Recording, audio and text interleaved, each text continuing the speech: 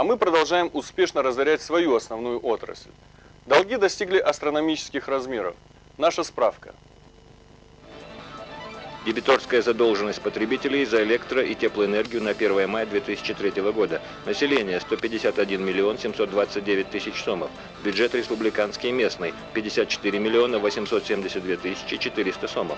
Министерство внешней торговли и промышленности 23 миллиона 140 тысяч 300 сомов. Коммерческие структуры 18 миллионов 349 тысяч 400 сомов. Законодательство определяет электричество не как товар, а как услугу, за хищение которой ответственность не та. Меньше, чем за мешок картошки. Эпидемия воровства приняла невиданные масштабы. Коммерческие потери, иначе говоря, хищения, составляют официально 40%. Четверг.